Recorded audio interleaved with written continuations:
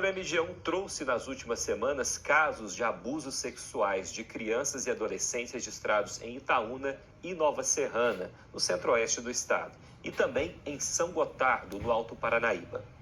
A Marcela Mesquita já está aqui trazendo um alerta ao vivo, junto com o promotor da infância e da juventude, sobre casos desse tipo, né, Marcela? Bom dia para você. Oi, Kleber, bom dia para você e para o telespectador. Nessa segunda-feira é muito importante que os pais fiquem atentos aos sinais que as crianças ou adolescentes comecem a apresentar, e alguns desses crimes, eles acontecem de forma semelhante. Quem está com a gente então é o promotor da Vara da Infância e Juventude, o caso é forte. Muito obrigada mais uma vez pela sua participação. Vamos falar de sinais, né? O que os pais podem observar no comportamento que podem indicar algum assédio ou algum abuso? A atenção é fundamental. Os pais precisam exercer de fato aquilo que a lei chama no Código Civil, no Estatuto da Criança e do Adolescente, de poder familiar. Ou seja, prestar atenção na vida do seu filho. Um pai e uma mãe sabem, aqueles que conhecem os filhos sabem quando está acontecendo alguma coisa de errado. Por exemplo, uma mudança de comportamento brusca deve ser investigada, deve ser explicada. Por exemplo, comportamento sexualizado precoce de uma criança é um sinal muito relevante que precisa ser investigado.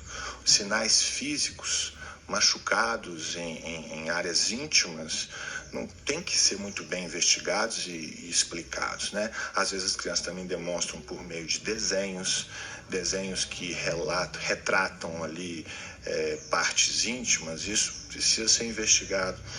Então eu aconselho isso, atenção, e na dúvida, não precisa ninguém se desesperar, mas consulte um psicólogo para conversar com aquela criança e tentar entender melhor o que está acontecendo. Mas você teve acesso também a esses casos? Alguns fatos são comuns, assim, muitas vezes esses crimes acontecem dentro de casa ou com pessoas que são próximas daquela família?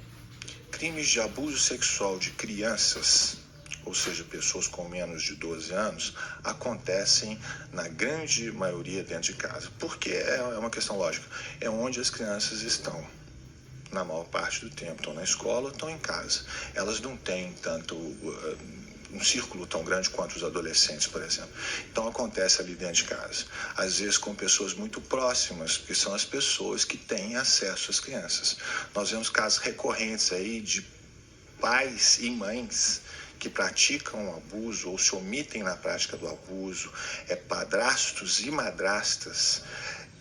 Também vemos aí parentes próximos, vizinhos, porque são pessoas que têm acesso à criança, têm a oportunidade, e havendo aquele interesse da parte dessa pessoa, ela vai usar essa oportunidade.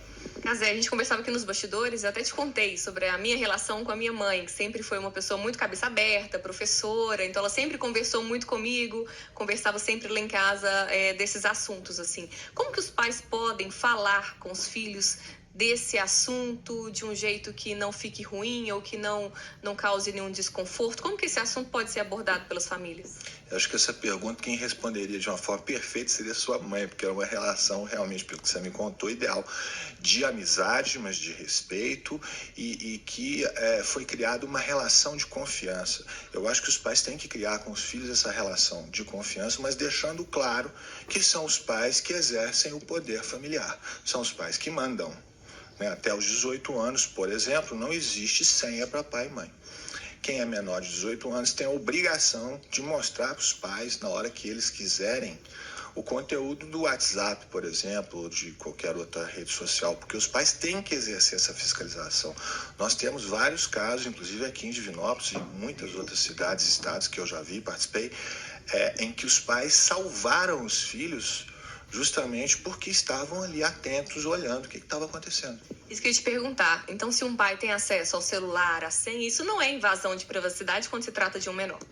De forma alguma. O menor de 18 anos está sob o poder familiar dos pais. Então, os pais não só têm o direito, mas têm o dever de fiscalizá-los. Tem que olhar o celular, tem que olhar a plataforma de jogos, o computador, tem que olhar tudo direitinho, porque isso é um ato de proteção. Em primeiro lugar vem a segurança, vem o amor, vem a proteção, depois vem a privacidade. Não dá pra gente romantizar, falar assim, meu filho não vai ter acesso à tecnologia. Isso é uma realidade, né? Todo mundo tem acesso, as crianças são introduzidas cada vez mais cedo ao celular, que os pais mexem também, acabam sendo um exemplo. Já que é algo que pode ser um pouco, né, é evitado, mas nem tanto, assim, como é que a gente pode fazer para ter esse controle mesmo, né? Qual que é o papel dos pais nesse controle do conteúdo que a criança tem acesso? A tecnologia é boa, a tecnologia é excelente, mas ela pode ser usada para o mal também. O que a gente tem que fazer é usá-la com inteligência, com cuidado. A principal defesa é a educação, você educar os filhos, criar aquela relação de confiança que você deu o exemplo hoje de você com a sua mãe, e também marcar os horários, fiscalizar. Porque dizer que seu filho não vai ter acesso à internet, ao celular, isso é bobagem. Todo mundo vai ter e precisa ter, isso faz parte da vida, né? Eu acho que deve sim mexer com o celular, com o computador e tal, mas tem que ser com orientação dos pais e vigilância de perto. Cazé, toda vez que a gente faz alguma entrevista, ou com você, com algum delegado, com alguma autoridade também, a gente recebe mensagem de pessoas que foram encorajadas a fazer denúncias. Pode ser que tenha alguma criança assistindo e não tem coragem de conversar, algum pai que percebeu algum sinal ou que sabe de alguma situação, algum vizinho, né? Porque a gente fala assim, briga de marido e mulher, ninguém mete a colher. Não, tem que, né, ajudar e fazer alguma coisa, sim. Qual que é a orientação para quem percebe alguma situação e tem medo de fazer uma denúncia? É seguro denunciar e buscar essa ajuda? É seguro e, mais do que seguro, é uma questão de humanidade. Porque você pode, com uma denúncia, estar tirando uma criança de uma situação de tortura, como já vi. Nós já vimos vários casos. Eu recebo denúncias todo santo dia, né? E vários outros colegas também, de várias áreas. As pessoas podem fazer isso sim. Aí falo, pode ser anônima? Pode. Mas a melhor denúncia é você chegar e conversar com uma autoridade, falar aquilo que você sabe. Falar, mas eu não posso provar e tal. Você fala o que você sabe, né? E aquilo vai ser utilizado junto com outras provas para tentar chegar a algum lugar. Às vezes é difícil? Sim. Às vezes é muito difícil, eu sei. Mas eu acho que a outra opção de não fazer é pior. Então, por mais difícil que seja eventualmente fazer uma denúncia, por mais chato que seja, é necessário que a gente faça. Nós temos que enfrentar isso a bem das nossas crianças. Qual que é esse caminho, então? É a delegacia? É a promotoria? Qual que é o caminho para as pessoas denunciarem esses casos?